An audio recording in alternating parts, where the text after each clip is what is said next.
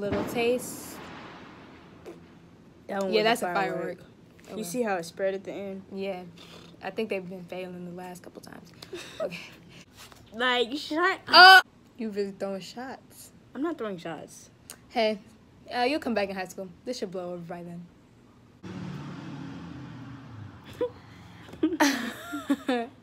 Okay.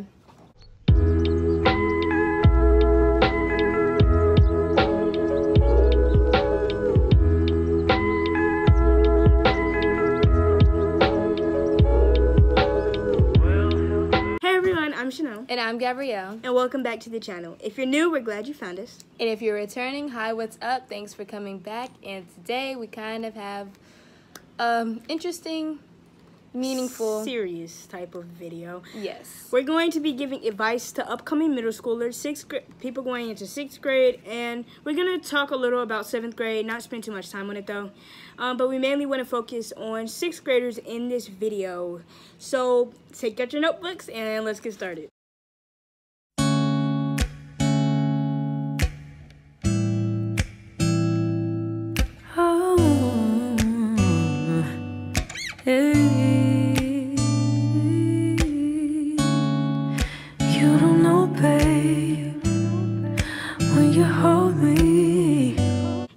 Hope you enjoyed that little clip we made. Now it's time to get down to business. So now we're going to get into the milk, the hot cocoa, the tea, the hot water. Topics of the day. So yeah, now let's get started. Now time for my tip number 1. Okay, so my tip number 1 for 6th graders is, in the midst of everything going on, stay true to yourself and know your values, and everything you have learned about yourself, stick to it. Now that is basically self-explanatory.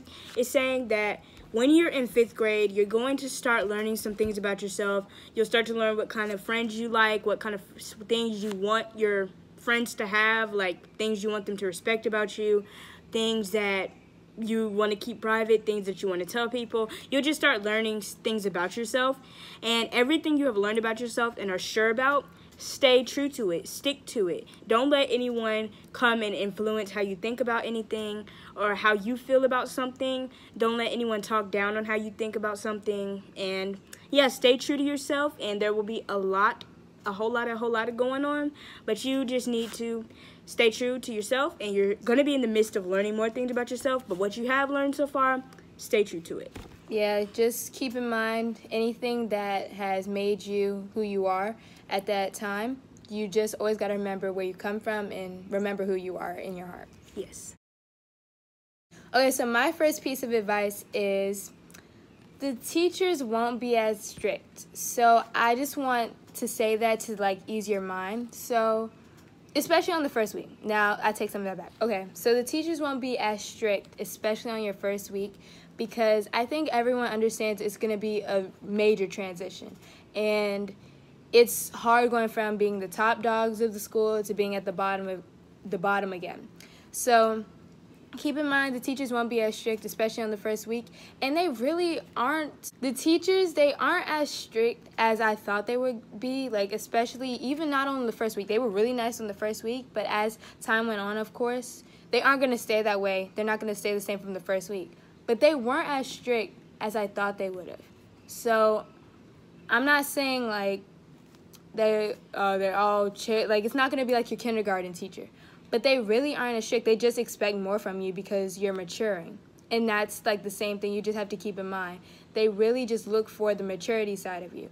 It's not so much a thing of they're being mean, but when they know you can do better, that's what they're expecting. And that's why they may be harder on you than discipline in elementary school, for example. So that's just one thing. I hope that can ease your mind. The teachers aren't as strict as you would think.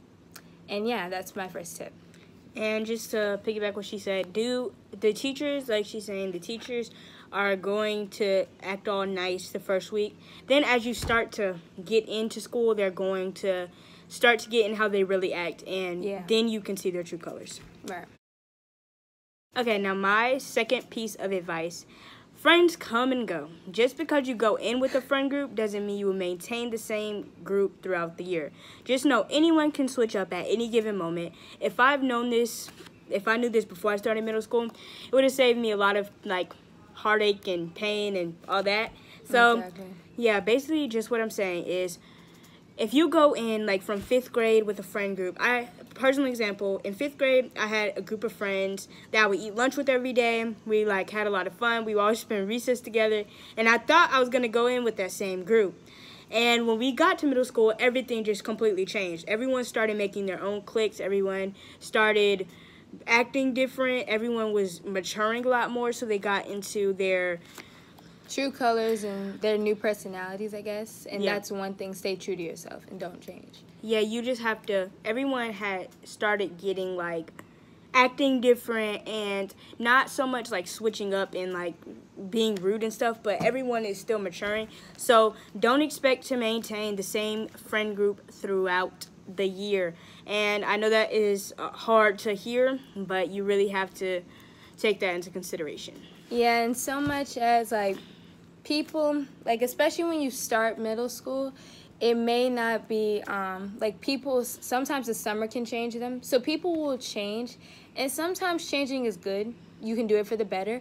But, yeah, I wouldn't expect to go in with the same group of friends because you guys can all change. And if you don't stay in contact during the summer, that can also be a factor in it too, and it can be easier to kind of lose that bond. So I would just keep that in mind for future reference. Yes. Okay, so my second piece of advice is learning your friends. So kind of like she said, you'll have different cliques in middle school, but personally your friends and the people you talk to, there are different cliques, like, just across the board, but in your inner circle, like, there's different groups of friends that you can relate to. There's some people you may not call a friend automatically. Some people are just associates. Now, you may have your friends where you can tell everything to, you hang out with, you have a good time. Maybe, like, your close friends or your best friends. I would consider those. Then you have some friends that are just for in school only. You have a good time in school. You talk all the time in school. You always see each other together. Those are friends in school. And when you really don't talk outside of school.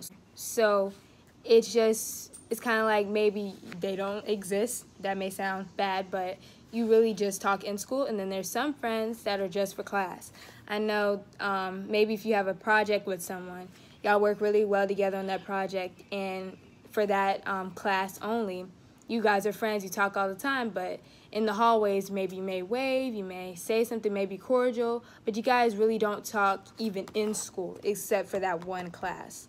So I think I wish I had known that too, and I really wish I had known this sooner, because it may not mean, like, if someone doesn't text you or talk to you outside of school, oh, they don't like me. That may not necessarily be the case. You just may be school friends, and that's okay. It's okay to have school friends, class friends, and your best friends, and friends maybe that aren't best friends but you talk to outside of school. So it's really helpful. I wish I had known, because it can save yourself from feeling like, oh, maybe this person doesn't really like me as much as I thought.